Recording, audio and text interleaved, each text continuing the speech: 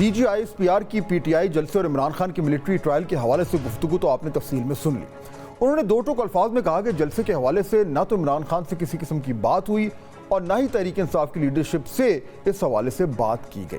ان کی اس بات سے ایک بار پھر یہ واضح ہو گیا کہ تحریک انصاف اور اسٹیبلشمنٹ کے درمیان کسی قسم کی کوئی بات نہیں ہو رہی، کسی قسم کے کوئی مذاکرات نہیں ہو رہے اور نہ ہی مستقبل میں برف پگھلتی نظر آ رہی ہے، بلکہ اگر آپ موجودہ حالات کی کڑیاں جوڑیں تو تحریک انصاف پر سختی مزید بڑھتی نظر آ رہی ہے۔ پی ٹی آئی لیڈرشپ کو ابھی بھی اس بات کا جو ہے بڑے اچھی طریقے سے اندازہ ہو چکا ہے، لہٰذا ان کے بیانات میں بھی اب کچھ حد تک سختی نظر آ رہی ہے۔ اسی لیے آج اڈیالہ جیل میں عمران خان نے صحافیوں سے گفتگو کرتے ہوئے کہا کہ اوپر بیٹھ کر فیصلے کرنے والوں کے اربوں ڈالر بیرون ممالک میں ہیں، اب یہ سپریم کورٹ کا بیڑا غرق کرنے لگے ہیں تاکہ الیکشن فراڈ سامنے نہ آ جائے۔ آج بتا رہا ہوں، انہوں نے کہا کہ ملک انقلاب کی جانب جا رہا ہے، انہیں 8 فروری کے خاموش انقلاب سے جاگ جانا چاہیے۔ اگر کوئی سمجھتا ہے کہ جیل میں رہ کر اپنی جگہ سے ہل جاؤں گا تو یہ خام خیالی ہے، میں تمام عمر جیل میں رہنے کے لیے تیار ہوں، سمجھوتا نہیں کروں گا، قوم سن لے میں اس کی خاطر جیل میں ہوں۔ اس کے بعد انہوں نے یہ بھی کہا کہ اس وقت ملک میں ڈائیلاگ کی ضرورت ہے اور مجھے سبق سکھانے کے لیے 7 ماہ سے بشرا بی بی کو جیل میں رکھا ہوا ہے۔ مجھے بتایا جا رہا ہے کہ طاقتور کے سامنے کھڑا ہونے کی جرت کیسے کی، یہ مجھے بتا رہے ہیں کہ سائفر کے سامنے کیوں کھڑے ہوئے۔ عمران خان نے یہ بھی کہا کہ 8 ستمبر کو قوم پی ٹی آئی کے جلسے کے لیے باہر نکلے۔ پی ٹی آئی 8 ستمبر کو اسلام آباد میں اپنا جلسہ کر رہی ہے اور اس حوالے سے پی ٹی آئی رہنما کے جو بیانات آ رہے ہیں ان میں بھی اب کچھ حد تک سختی نظر آنی شروع ہو گئی ہے۔ پہلے علی امین گنڈا پور نے کہا کہ اگر جلسے کا این او سی منسوخ ہوا تو میں خود اپنا این او سی بنا کر دکھا دوں گا۔ اس کے بعد علی محمد خان آئے اور انہوں نے اڈیالہ جیل کے باہر گفتگو کرتے ہوئے کہا کوئی ہمارے پرامن قافلوں کو نہیں روکے گا۔ عمران خان جلسے کے لیے ہدایات بھی دی ہیں کہ جلسے میں آپ نے پاکستان کی بات کرنی ہے، جلسے میں آئین کی حکمرانی کی بات کرنی ہے۔ مینگل صاحب کا استعفیٰ ایک شخص کا استعفیٰ نہیں ہے، اس کو سنجیدہ لیں۔ یہ بلوچستان کی طرف سے آپ کی سیاست پہ عدم اعتماد ہے۔ قوم نکلے گی 8 ستمبر کو نکلے گی اور ایک عظیم الشان جلسہ کرے گی۔ یہ این او سی ہمارے پاس ہے اور الحمدللہ جلسہ ہوگا۔ جہاں تک وینیو کا تعلق ہے وہ حکومت کی ذمہ داری ہے۔ اب ایک طرف پی ٹی آئی لیڈرشپ کے بیانات میں سختی آ رہی ہے تو وہیں دوسری طرف اسلام آباد انتظامیہ نے بھی جلسے کے حوالے سے سختی جو ہے وہ بڑھا دی ہے۔ اسلام آباد انتظامیہ نے پی ٹی آئی کو جلسے کے حوالے سے این او سی جاری تو کر دیا لیکن ساتھ ہی جلسہ کرنے کے لیے 41 شرائط رکھ دی ہیں۔ ان شرائط کے مطابق انتظامیہ کسی بھی سیکیورٹی صورتحال کے پیش نظر جلسے کا این او سی کینسل کر سکتی ہے۔ ریاست پاکستان کے خلاف کسی بھی قسم کی نعرے بازی کی اجازت نہیں ہوگی، اگر ایسا کوئی نعرہ لگایا گیا تو جلسے کا این او سی کینسل کر دیا جائے گا۔ جلسہ انتظامیہ کی ذمہ داری ہوگی کہ عوام میں کسی کے پاس کسی قسم کا کوئی ہتھیار موجود نہ ہو۔ انتظامیہ کو یہ یقینی بنانا ہوگا کہ جلسے کی وجہ سے اسلام آباد یا اس سے ملحقہ علاقوں میں ٹریفک کی روانی متاثر نہ ہو۔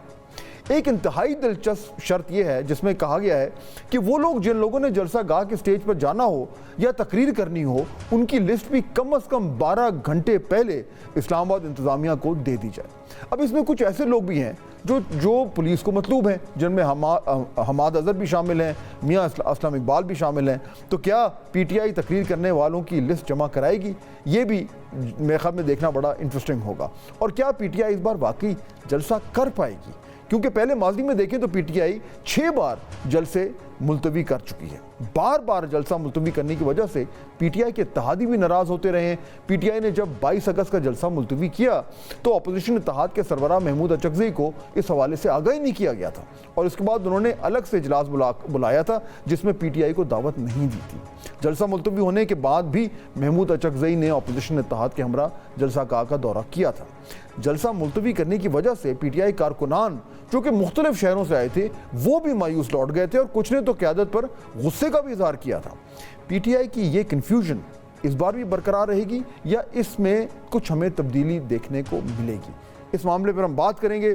ہمارے ساتھ موجود ہیں پاکستان کے مایہ ناز جرنلسٹ، اینکر، تجزیہ کار اور کالمسٹ جناب سید طلعت حسین۔ جی طلعت، السلام علیکم۔ السلام علیکم فہد۔ تو لگ رہا ہے کہ جلسہ ہو جائے گا؟ جی جلسہ تو ہو جائے گا لیکن وہ ایسے ہوگا کہ جس طرح وہ کہتے ہیں نا کہ رقص زنجیر پہن کر بھی کیا جاتا ہے۔ یہ وہ جماعت ہے جو کہا کرتی تھی کہ تیرا باپ بھی دے گا آزادی، چھین کے لیں گے آزادی، اور پھر وہ تمام نعرے جو ہم خیبر پختونخوا کے چیف منسٹر سے سنتے چلے آ رہے ہیں، اس کے تناظر میں جس طریقے سے جلسہ ہو رہا ہے، اور آپ نے تفصیل سے بتایا کہ کتنی مرتبہ یہ پوسٹ پون ہو چکا ہے، اور پھر 41 شرائط جو ہیں جن میں سے بعض جو ہیں مذہقہ خیز قسم کی شرائط ہیں، وہ شرائط ماننے کے بعد، وینیو چینج کروانے کے بعد، آپ خود اسلام آباد کی طول و عرض سے بہت اچھے طریقے سے واقف ہیں، وہ سنگ جانی کے مقام کے اوپر آپ نے جنگل میں مور نچوانا ہے. اور ایسے تناظر میں جب ہم دیکھ چکے ہیں کہ اسلام آباد کے اندر دوسری جماعتیں، اسلام آباد کے قریب دوسری جماعتیں جن کا وہ وزن یا وہ نعرہ یا وہ تنتنا یا وہ دبدبہ جو سوشل میڈیا کے ذریعے کریٹ کرتی ہیں وہ نہیں ہیں، انہوں نے اسلام آباد کے اندر احتجاج کیا ہے. جہاں پر نے احتجاج کیا ہے، جماعت اسلامی نے مری روڈ پنڈی میں بالکل جو متصلہ علاقہ اسلام آباد وہ احتجاج کیا اور روڈز بلاک رکھی. تو میرے خیال میں پی ٹی آئی جلسہ تو کر لے گی، لیکن اس طریقے سے جلسہ کر کے اگر آپ سمجھیں کہ بڑی اچیومنٹ ہم نے کی ہے، تو میرا نہیں خیال کہ بہت بڑا پروپیگنڈا میٹیریل ان کے پاس اویلیبل ہوگا یہ جلسہ کر کے. اچھا چلیں لیٹس اسیوم، اگر جو موجودہ پولیٹیکل کانٹیکسٹ ہے طلعت، اگر اس میں اس تناظر میں اس کو دیکھیں کہ آج جو D G I S P R نے پریس کانفرنس کی ہے، اس میں انہوں نے ڈائریکٹلی تو بات نہیں کی، لیکن بہت حد تک انہوں نے ایک طریقے سے کہہ دیا ہے کہ اگر کوئی کنیکشن نکل آیا فیض امین صاحب کا اور عمران خان صاحب کا تو ملٹری کورٹس میں وہ بھی جا سکتے ہیں. اس کے ساتھ ساتھ باقی بھی کہیں بھی ہمیں کوئی کمپرومائز نظر نہیں آئی، اور پی ٹی آئی کا جو انگیجمنٹ کا جو ان کا ایک طریقے سے ایفرٹ تھا اسٹیبلشمنٹ سے، وہ بھی ہوتا نظر نہیں آ رہا. تو اگر یہ جلسہ ہو بھی جاتا ہے اور بڑا جلسہ ہو جاتا ہے، اس سے فرق کیا پڑے گا؟ اس سے پی ٹی آئی کو کیا ایڈوانٹیج ملے گا؟ کوئی فنڈامنٹل چینج ہوگا جو اس وقت پولیٹیکل ریالٹی ہے؟ دیکھیں، آپ نے علی محمد خان کا جو بیان چلوایا وہ بھی بڑا دلچسپ تھا.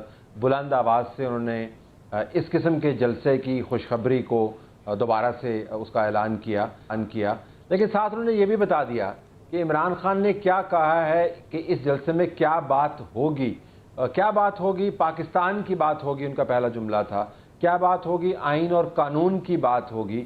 تو وہ پہلے سے ہی بیک فٹ پر ہیں کہ کہیں کوئی یہ نہ سمجھے کہ جلسے کے اندر خدا نہ خواستہ دوبارہ سے ہم فوج کے خلاف باتیں شروع کر دیں گے، آرمی چیف کو لتاڑیں گے، D G I S I کو لتاڑیں گے، ہم وہ بیانیاں اٹھائیں گے جو عمران خان اٹھایا کرتے تھے، جس کے اندر میر جعفر میر صادق کی باتیں ہوتی تھیں، سازش کی باتیں ہوتی تھیں.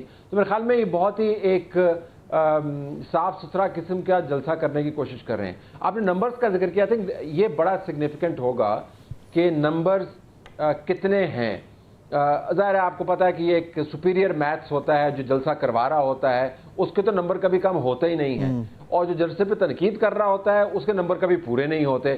لیکن اگر جلسہ واقعتاً بہت بڑا ہوا، نمبرز لارج ہوئے، تو وہ میرے خیال میں لمیٹڈ کیپٹل اس سے حاصل کریں گے کہ ہم نے آپ کو بتایا تھا کہ ہماری پاپولیرٹی کیا ہے. لیکن کوئی بہت سگنیفیکنٹ قسم کا فرق جو ہے، کیونکہ آپ نے جلسے میں کیا باتیں کرنی ہے وہ علی محمد خان نے آپ کو بتا دیا، جلسہ آپ نے کس طریقے سے کیا ہے وہ آپ کو حالات نے بتا دیا. رؤف حسن صاحب جو ہیں وہ ایک پروگرام میں کہہ رہے تھے جی کہ تو اسٹیبلشمنٹ کی طرف سے ہمیں کہا گیا، اور انہوں نے یہ بھی کہا کہ ہمارے ہاتھ میں اگلا شیڈیول تھما دیا گیا، اور وہ اس کو بریک تھرو کہہ رہے تھے. لیکن آج D G I S P R کی پریس کانفرنس میں آپ نے خود دیکھ لیا ہوگا، آپ نے خود بھی جس کا ذکر کیا کہ یہ انڈیکیشن بہت کلیئرلی انہوں نے کہہ دیا کہ جی بھائی یہ تو کسی قسم کا کمپرومائز نہیں ہے ان لوگوں سے جو فطور پیدا کرتے ہیں، اور نہ ہی ہمارا سیاست سے کوئی تعلق ہے، انتظامیہ کا معاملہ تھا. تو میرے خیال میں لمیٹڈ یوٹیلیٹی کے اوپر آپ فوکس رکھیں، اتنی ہی اس کی یوٹیلیٹی ہوگی کہ جلسہ ہو گیا. جو ابھی تک سمجھ آ رہی ہے جو ریڈنگ ہے وہ یہ کہ ایک وقت تو تھا جب بالکل پی ٹی آئی اور خان صاحب بڑے ہی اگریسو جو تھے موڈ میں تھے، اور جو باتیں کر رہے تھے بہت ہی جارحانہ قسم کی تھی. اور یہ تازہ جب ان کے حق میں جو ہے وہ فیصلہ جب آیا ہے ریزرو سیٹس کا، تو اس کے بعد ایک نیا مومنٹم جنریٹ ہوا تھا کہ اب تو یہ سسٹم جو ہے اس پہ اب پی ٹی آئی ایک بار پھر حاوی ہونے لگی. لیکن اس کے بعد سے معاملات تھوڑے سے کچھ ایسے لگ رہا ہے کہ جیسے establishment is in zero mode to make any compromise, اور سسٹم میں بھی کہیں سے کچھ ہل جل نہیں ہو رہی، اور عدلیہ بھی انڈر سٹریس ہے. تو کیا یہ ریئلسٹک لگ رہا ہے آپ کو کہ عمران خان صاحب کے اوپر جو پریشر آیا ہوا ہے اور جو سکروز ٹائٹن کیے جا رہے ہیں، the road to military courts is now slowly getting clear?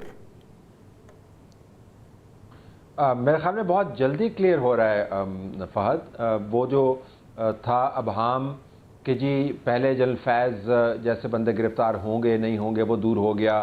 پھر یہ خیال کیا جا رہا تھا کہ صرف جنرل فیض ہی گرفتار ہوئے ہیں, کوئی بڑا معاملہ نہیں ہے. آپ کو یاد ہوگا کہ عمران خان کا اپنا بیان کیا تھا کہ جی ہمیں خوشی ہے کہ اندرونی یہ ٹرائل ہو رہا ہے, اور ان کے بیرسٹر گوہر صاحب نے کہا جی کہ یہ تو فوج کا اندرونی معاملہ ہے.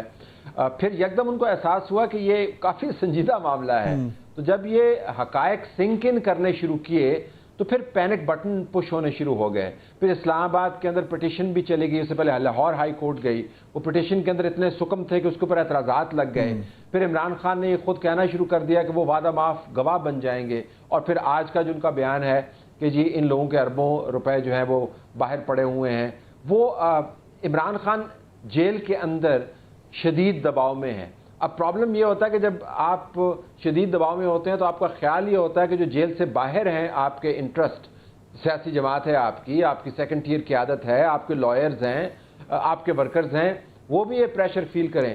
بدقسمتی سے جیل سے باہر یہ پریشر آپ کو نظر نہیں آتا. گنڈا پور صاحب کی حکومت چل رہی ہے, پارلیمان کے اندر ان کے لوگ بیٹھے ہوئے ہیں, کمیٹیوں کے وہ سربراہان موجود ہیں, ورکرز بھی ان لوگوں کے ساتھ انگیج کرتے ہیں. تو عمران خان جو ہیں ان کے بیانات کی سختی اور پارٹی کی جو اپنی پالیسی ہے جیل سے باہر, اس میں آپ کو بہت بڑا ایک ڈسکنیکٹ نظر آتا ہے. بٹ عمران ریئلائزز کہ جنرل فیض کا کیس جو ہے وہ کس سمت میں جا رہا ہے. تو مجھے لگتا ہے کہ یہ تو آج کی پریس کانفرنس کے بعد جب انہوں نے کہہ دیا کہ اگر کوئی تانا بانا نکلا تو قانون ول کک ان, تو اوبیسلی عمران ملٹری کورٹس میں جاتے ہوئے نظر آ رہا ہے. اور اس میں جو پروسیجر, ظاہر بات ہے جو کچھ ہو رہا ہے اس کورٹ مارشل میں وہ پبلک تو نہیں ہے, لیکن کچھ ہنٹس آ رہی ہیں, کچھ ادھر ادھر سے ہلکا پھلکا کچھ سجیشنز آ جاتی ہیں. تو آپ کے پاس بھی کچھ اس طرح کے کچھ انڈیکیشنز آ رہی ہیں کہ یہ معاملہ لمبا نہیں چلنا, پروسیجر ختم ہونے جا رہا ہے, ایویڈنسز آ گئی ہیں اور معاملات جو ہیں وہ اس طرف جا رہے ہیں کہ بڑی سالڈ طریقے سے کیس بنے گا, اور اس کے بعد پھر سزائیں بھی آنے والی ہیں, اور ساتھ ساتھ 9 مئی کے حوالے سے نئے انکشافات بھی آنے جا رہے ہیں. تو یہ اس طرح کی کچھ بازگشت سننے میں کو مل رہی ہے؟ جی بالکل مل رہی ہیں, اشارے بھی بڑے واضح ہیں. دیکھیں فہد, جو فوج کی طرف سے پچھلے جب سے پریس کانفرنس کا مسلسل سلسلہ شروع ہوا ہے, آپ کو 2-3 باتیں تو نظر آتی ہیں. ایک تو فوج بار بار ذکر کرتی ہے کہ جو مقدمات سویلین کورٹس میں جاتے ہیں ان کے اوپر یا تو تحقیق ٹھیک نہیں ہوتی, شواہد کمزور ہوتے ہیں, یا پروسیجر بہت لمبا ہوتا ہے. یہ ایک مسلسل اعتراض ہے جو دہشت گردی کے یا فسادی جو مقدمات ہیں فسادیوں کے خلاف, اس کے اوپر فوج کی طرف سے آتا ہے. تو یہ تو ممکن نہیں ہے کہ فوج کی اپنی کورٹ ہے اس کے اندر بھی یہی معاملات ہوں, یعنی یہ طول پکڑے, یعنی اس کے اندر شواہد جو ہیں وہ بودے ہوں یا کمزور ہوں, اور یہ معاملہ جو ہے لٹکا رہے, اور فوج پھر اسی تنقید کی زد میں خود آئے جس کو بنیاد بنا کے وہ سویلین کورٹس کا ذکر کرتے ہیں. ایک تو یہ معاملہ ایک سائڈ پہ رکھ دیں. دوسرا لے معاملہ وہ ہے شواہد کی نوعیت. جو میری معلومات ہیں محدود ہیں, آپ کو پتا ہے کہ یہ بالکل ایک آئرن کرٹن ہے اس کیس کے گرد, ہماری ایکسیس نہیں ہے, لیکن جو انفارمڈ سورسز ہیں ان سے جب ہم بات کرتے ہیں تو میرا ایک سینس یہ ہے کہ 3-4 قسم کے شواہد ہیں. ایک تو ڈیجیٹل فٹ پرنٹ ہے, جس سے مراد یہ ہے کہ آپ کو جو کانورسیشنز ہوئیں جو ریکارڈڈ ہیں ان کو ٹریک ڈاؤن کیا گیا, جو نیٹ ورک آپریٹ کر رہا تھا, میسیجز ایکسچینج ہو رہی تھی, ایک تو وہ ہے. دوسرا جن لوگوں کے ساتھ بات چیت ہو رہی تھی ان لوگوں کی گواہیاں بھی موجود ہیں, اور تیسرا کچھ ویژول ایویڈنس بھی موجود ہے. پھر ڈاکومنٹری ٹریل بھی موجود ہے کہ جو چیزیں نکلیں, دستاویزات جو نکلیں, فون کے فورنزکس جو ہیں وہ بھی موجود ہیں. تو یہ ملا جلا کے 4-5 سورسز ہیں ایویڈنس کے, اور یہ گرفتاری یہ تمام شواہد اکٹھا کرنے کے بعد ہوئی ہے.